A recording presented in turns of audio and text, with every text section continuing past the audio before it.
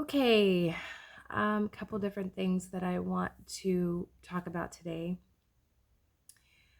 First, let me start with this one. I'm going to read this and then maybe there'll be a little discussion on it.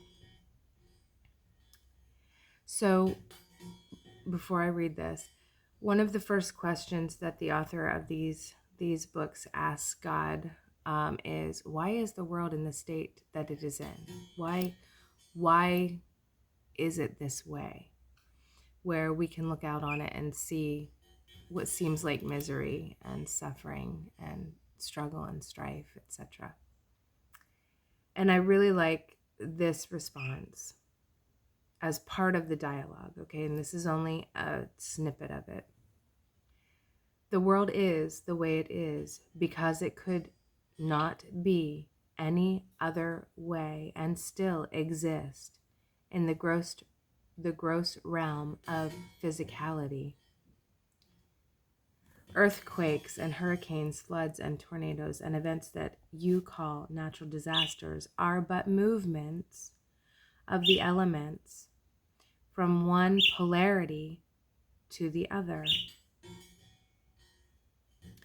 The whole birth-death cycle is part of this movement. These are the rhythms of life, and everything in gross reality is subject to them. Because life itself is a rhythm, it is a wave, a vibration, a pulsation at the very heart of the all that is. All right. So let's look at that for just a moment. And I did speak to this a little bit in different videos, but we'll do this again. And so when this experience was desired, because this experiencing was desired, the necessary mechanics were put into place to allow us to have this experience. Part of those mechanics is the duality of polarities, potentiality of polarities, that we can witness in our world. Okay? All things being energy, we would speak in scientific terms to a north and a south pole of magnetic attraction or influence. And because I'm not a scientist, I'm not well versed in that, only enough to know conceptually of a form of sacred geometry. And so there are people that speak of sacred geometry, and I will say that is true to a point. I can see that.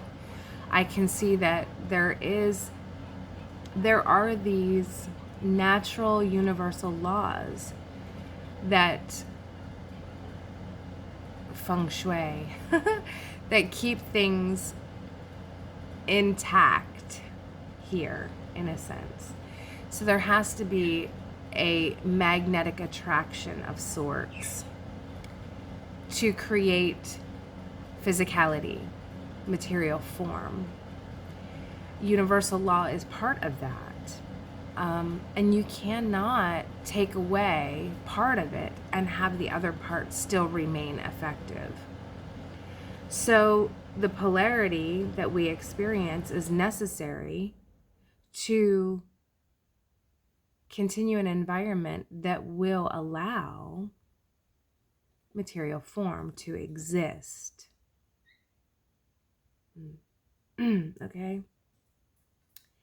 Okay. Then it goes on to say, illness and disease are opposites of health and wellness. And I'm so sorry, my screen just went blank. I guess that's a setting I'll have to adjust. It timed itself out. Okay. Illness and disease are opposites of health and wellness and are made manifest in your reality at your behest. You cannot be ill without, at some level, causing yourself to be. And you can be well again in a moment by simply deciding to be. Deep personal disappointments and responses, which are chosen, and worldwide calamities are the result of worldwide consciousness.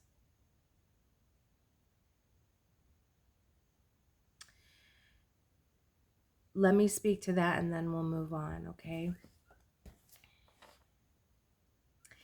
We are a collective consciousness as the children of God, as Christ. We are that.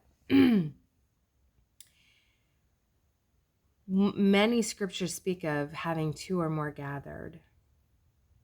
And that is because two of us working together, I'm seeing all kinds of diagram type things going on in my mind right now that I can't even give words to because I don't know what that means. But two of us, when we are together with a common intent and goal, manifesting from a space of love, from the Christed self, Christ consciousness, we can literally move mountains. It is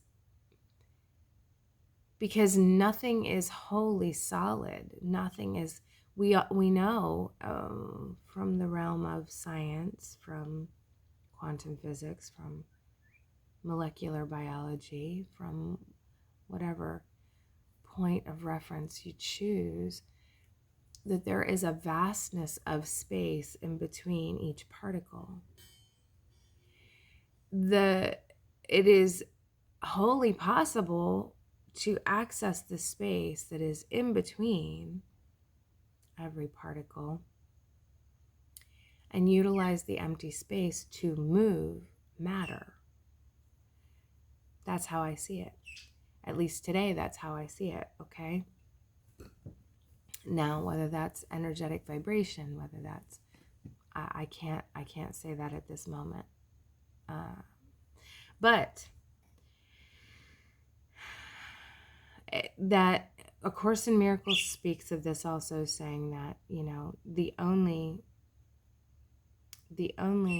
illness is illness of the mind. What that's referencing is exactly what is said here. You cannot be ill unless you choose it on some level. We may not know why we want to have that experience, and it doesn't matter. We don't have to know why we desire the experiences that we're having. Our place is not to judge that. Our place is not to judge it in anyone else.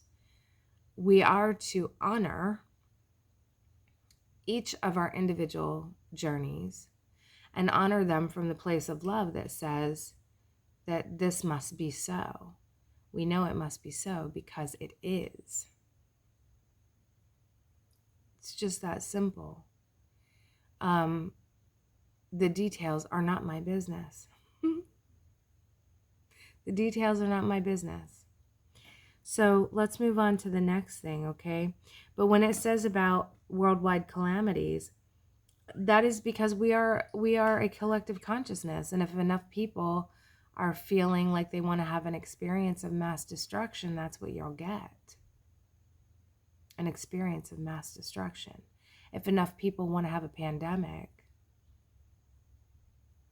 whether it's real or not, you will have the experience of a pandemic. The universe will give you what it is you desire most. That's what happens. And not to get off the spiritual subject, but what we're seeing now is so many of us are going, okay, you've had your fun. Enough. You've had your fun. You've had 2 years of this experience. I'm done. I'm done. I don't want this experience. And so comes to the next part of this reading. All right. And it says, your question infers that I choose these events, that it is my will and desire they should occur. Yet I do not will these things into being. I merely observe you doing so. And I do nothing to stop them, because to do so would be to thwart your will. That in turn would deprive you of the God experience, which is the experience you and I have chosen together. Do not condemn, therefore, all that you would call bad in the world. Rather, ask yourself, what about this have you judged bad? And what, if anything, you wish to do to change it? That is where we are. Those of us who now say, okay, enough. I don't like this experience. I'm not having a good time. I'm ready to do something different. And that's what we're seeing in the world. And I'm going to say this is all happening energetically without conscious thought. It is just an energetic movement, a wave of sorts that we're going, okay, enough, next thing. Okay. Back to this about God just watching us. In other videos, I have referred to this as, and I know that it's hard to hear, God doesn't care. And that's how I've said it in other videos, but it's not that God doesn't care. What it is that this text gives another reference to this, which is really, really lovely. And it says something to the effect that, if you take your children outside to play, to a playground, take them to a playground. Do you care if it's the swing they use, the seesaw, the whatever? Does it matter to you which piece of equipment they use to enjoy themselves? Does it matter to you if you take your child outside, if it's how they choose to enjoy that experience? Okay, and then what's coming to mind is to speak about safety. Okay, so as a parent, I have a very hands-off approach for the most part. I feel like my position is only to protect my child from sharp objects and things like that. Things that I can see and I'm completely aware that they are dangerous. No doubt in my mind. We don't let our children play with chainsaws for a reason. This kind of thing, right? Okay. But if you're looking at planet Earth, the world in general, not even planet Earth, we can say every planet with life on it. If you're looking at the world in the universal sense from the perspective of God, we are all safe always, because we will always be that which we are. And that is not the body. Because we are not the body, God does not need to intervene here. We are not the body. Hey.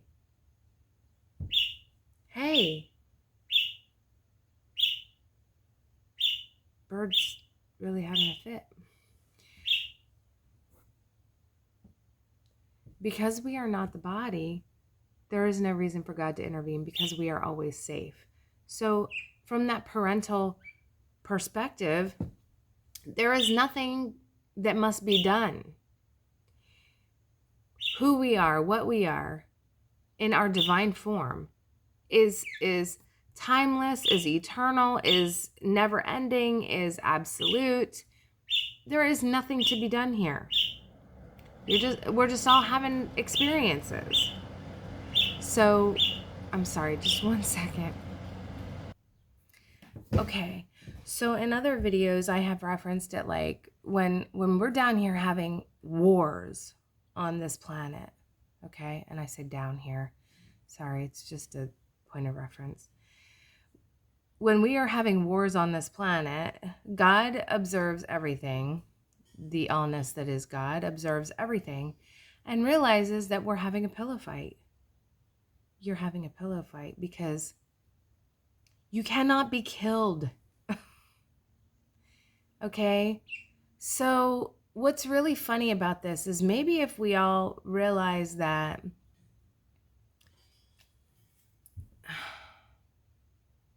there's really no sense in killing each other because we're just going to reset anyway. Like, if you're playing chess and you knock a pawn off the chessboard, what point is there in that if you can just put another pawn right back in its place? What? Okay. But that's what's been going on. That's what's been going on here because we've all been dumbed down so much we're not able to realize it. Let me see if there was anything else here that I wanted to speak to. Oh yes, I remember there was something else. Oh, sorry. I'm not real technologically savvy. I do with it what I must, and beyond that, not really. Okay. Okay, and it does speak about polarity in different ways, which is really good. Okay, hey, listen. I gave you new water. The bath water was a little green from being close to the window. So I gave them fresh bath water, so they should be happy now. Is that better? Yeah? Hey. Shh. I'm trying to make a video here. Okay. So the different ways that we can think of, I thought this was great because, certain words just appeal to certain people. So I'm going to look at this real quick. The triune reality in is God's signature. It is the divine pattern. The 3-in-1 is everywhere found in the realms of the sublime. You cannot escape it in matters dealing with time and space, God and consciousness, or any of the subtle relationships. On the other hand, you will not find the triune truth in any of life's gross relationships, unless you add Christ to the mix. Good thought. The triune truth is recognized in life's subtle relationships by everything dealing with such relationships. Some of your religionists have described the triune truth as Father, Son, and Holy Ghost. Some of your psychiatrists use the terms superconscious, conscious, and subconscious. And I have heard this reference and read this reference also in a lot of the texts that I've read about the science of mind. Okay. Some of your spiritualists say mind, body, and spirit.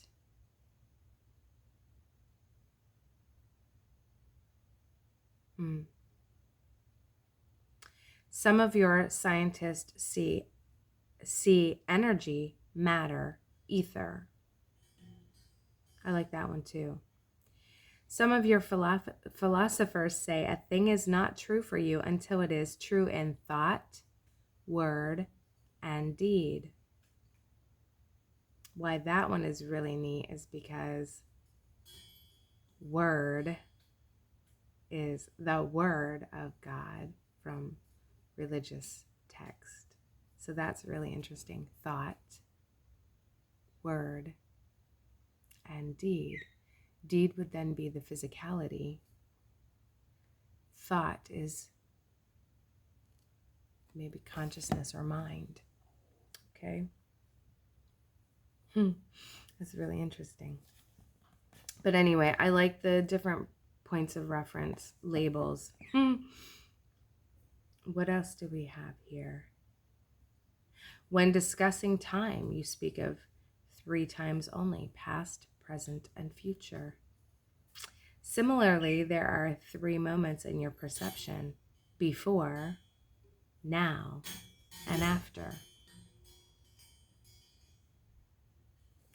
In terms of spatial relationships, whether considering the points in the universe or various points in your own room, you recognize here, there and the space between.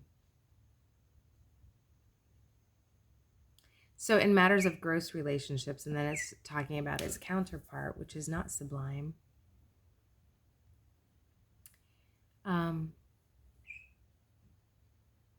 which is no in-betweens, dyads. It is referred to here as a dyad. A thing is either one thing or the other. And this is the very black and white thinking. I was once there in this lifetime. I remember in my, maybe even in my early 20s, and I adopted that. I don't think I had it, and then I did have it for a time, and then I didn't again. Okay. And it talks about time, and it says it's going to get into that later, which I will be very, very interested to read about. Okay, so when it speaks about the gross relationships, this is left, right, up, down, big, small, fast, slow, hot, cold, and the greatest dyad ever created, male, female. Mm-hmm. Right. A thing is either one thing or the other, some greater or lesser version in relationship to one of these polarities. That is the world of duality that we exist in. Having said that, according to this text, we don't live in a world of duality at all. But perception creates reality. And so if you can only perceive of a left and a right, an up and a down, a here and a there, if you can only perceive of north and south and not the space between them, that is the world of duality. That's changing because more and more of us are beginning to understand that that duality isn't serving us. And so we're beginning to make that energetic shift now. Well, right. And others would say it has been occurring, the shift has been occurring for some time. It is just now very evident, cannot be denied. It is right before our eyes, in a sense. Okay.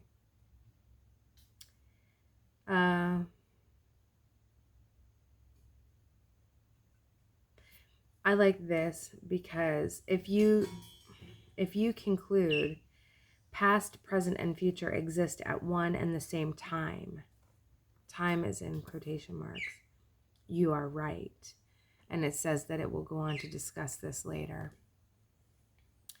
So that'll be really interesting to see if that changes my perception of time.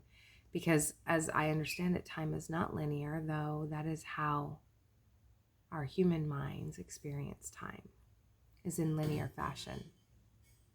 It's how we keep track of things. I think that is enough for now, but I think that was really important to, again, validate that, the things that we label bad in this world are not created by God. And I've said it's not of God. Okay, well, it is of the other experience that is not love. So we came here. That's funny. Okay, I'm just using human language. We came here to have an experience.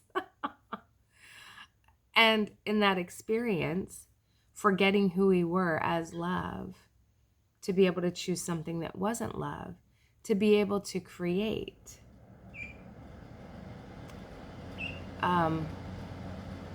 something that was different than what we already knew.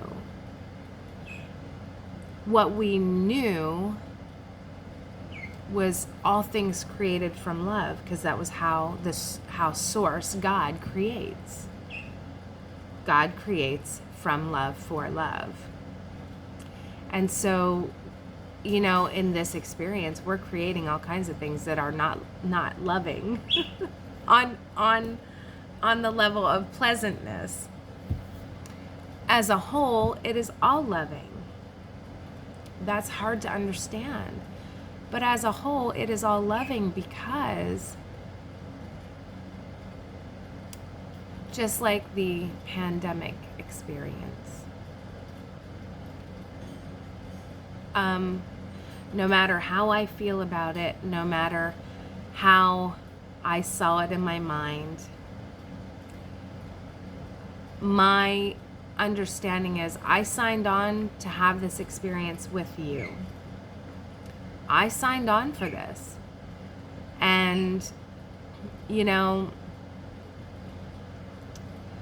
I was operating from the place of, I agreed to this experience. I'm going to have the experience. And I chose the one that resonated with me.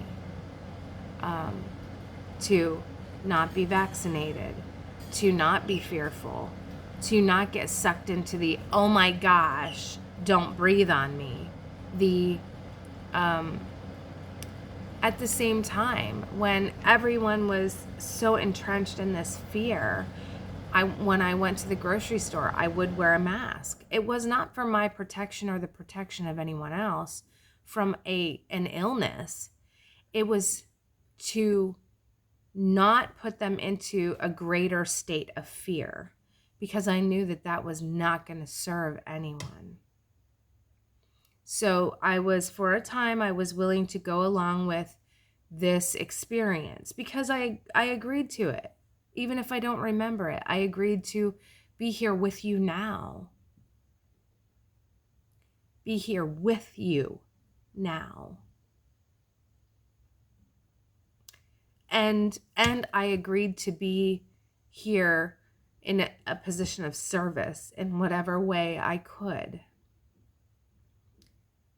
And at the same time, and here's the funny part, at the same time, it's like, okay, yes, but how do I find enjoyment in this existence? Because I know I'm here to serve, because that's what I enjoy. But at the same time, I am supposed to have joy in the experience other than just serving. And so, now what we're seeing is many more of us saying, okay, enough. I've played your game. Now, I'm so sorry about the barking dogs. I've played your game. Now it's time that I play mine. And that's what we're doing, is we're making that shift now. As a whole, it's loving, because it's loving for me to play the game that you want to play. That is loving. Or for me to allow this to play out the way it's going to, and be patient with the process as long as I can be, right? As a whole, it is loving because we are participating in each other's creation of an experience. So to some degree, I'm participating in this. You're participating in this. And every one of us is participating in this. And so whether we can understand it or not, from a position of we are children playing together, it is loving. Here, I'm going to give you the stick to hit me with so that we can have this experience together. I know that sounds warped, but that's the game we're playing here. That is this experience, is we are aiding each other to have the experience that we're choosing to have. Even if we can't understand that on a conscious level, that's what's going on. And for some of us, for me, sometimes, I have to spend a lot of time away from people. Because I know that the role I am to play in this grand world stage is to be loving and to be helpful and to be the light as much as I can, no matter who I'm talking to, where I am, as much as I can, because I'm not always the light either. Sometimes I have sometimes I get angry, sometimes I get okay, but to the best of my ability, and I am aware from a place of heart that that's what I'm supposed to do. I'm supposed to be the sun shining as much as I can. And so that requires a lot of regeneration and a lot of solitary time that I can be by myself, because to me the world seems just crazy and ridiculous. And I am here for you. I am here for you. I am not here for the experience of the world, and I know that to a degree. I have to be very careful because, I'm sure there was a little bit of, oh, and guess what? And you're going to get this experience, right? But I know that the majority of why I'm here is to serve. I am here to be the help that I can to you as much as I can. So I hope that this reading is comforting, inspiring, thought-provoking. I hope that you can take this and that it can be beneficial for you. I hope that it resonates. And if it doesn't, put it away. I put A Course in Miracles away a couple different times before I was able to actually really start to grasp it. So if it's not for you, put it away. Feel free to come back at another time. Feel free to come back when it feels right for you. Have the experience that you are meant to have, and there is no judgment in that. I honor your path, and in peace and love, may you be blessed.